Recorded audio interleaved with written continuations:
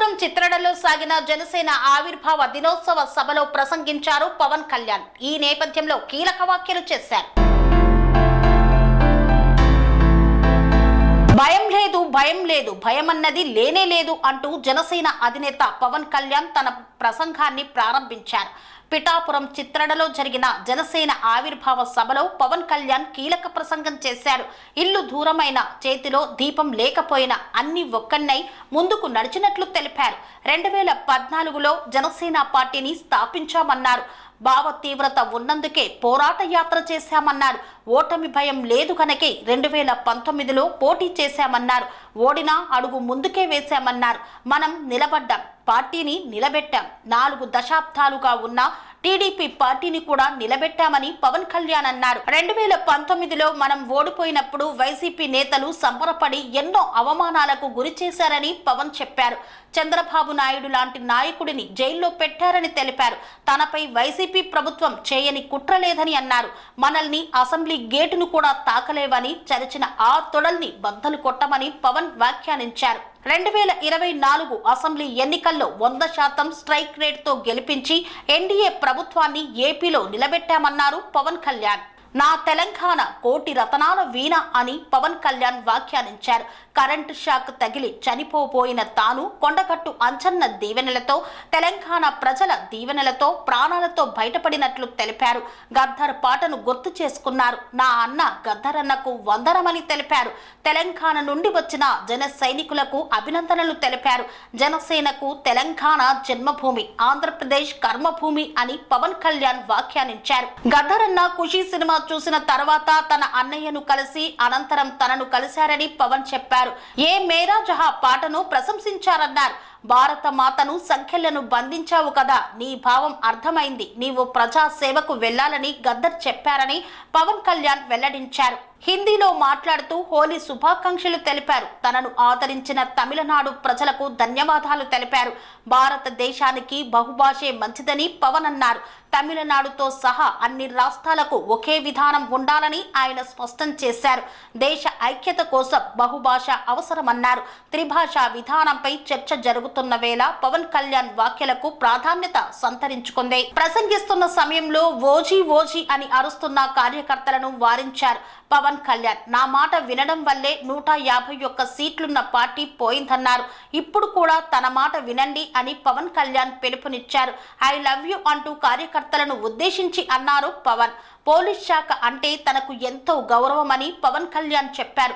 సభకు సహకరించిన పోలీసులకు, డీసీపీ, కాకినాడ ఎస్పీకి, అధికారులకు పవన్ కళ్యాణ్ ధన్యవాదాలు తెలిపారు. తాను పోలీసు కానిస్టేబుల్ కొడుకుని ఉన్నత అధికారి కావాలనుకున్నాను, కానీ తాను డిగ్రీ ఫెయిల్ అయ్యానని చెప్పారు పవన్ కళ్యాణ్. టంటి సినిమాలో హీరోయిన్ మీనాను పెంచినట్లు తమ ఇంట్లో తనను చూసుకున్నారని పవన్ తెలిపారు. తనను బయటికి వెళ్లనిచ్చేవారు కాదన్నారు. ఒకసారి సాయంత్రం 6 గంటలకు వెళ్లాల్సిన తాను 10:30కు ఇంటికి వెళ్ళగా ఇంట్లో వారంతా ఎదురు చూశారన్నారు.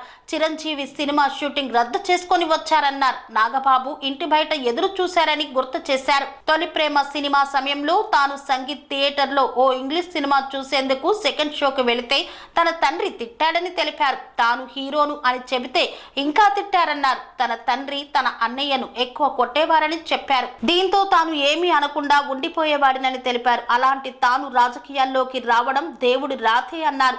తాను మధ్యతరగతి కుటుంబం నుండి వచ్చానని తెలిపారు పవన్ కళ్యాణ్. 2007లో కామన్ మ్యాన్ ప్రొటెక్షన్ ఫోర్స్ పెట్టినప్పుడు అన్ని సిద్ధాంతాల్లోని మంచిని తీసుకున్నట్లు తెలిపారు. కొందరు తన ఐడియాలజీపై విమర్శలు చేస్తున్నారని అన్నారు. భిన్నత్వంలో ఉన్న వారిలో ఏకత్వం చూడగలిగాను కాబట్టే పవన్ కళ్యాణ్గా మీ ముందున్నానని తెలిపారు.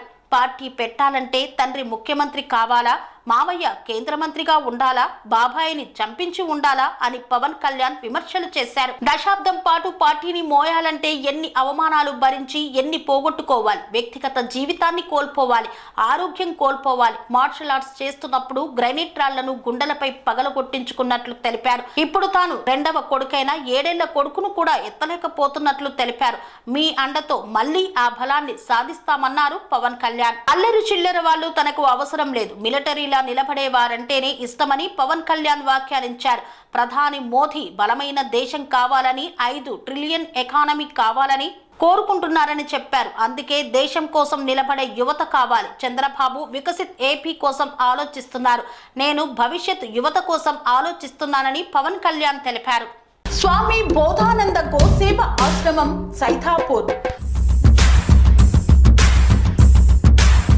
జ్యోతిష్యం, వాస్తుశాస్త్రం మన పూర్వీకులు మనకిచ్చిన వరం.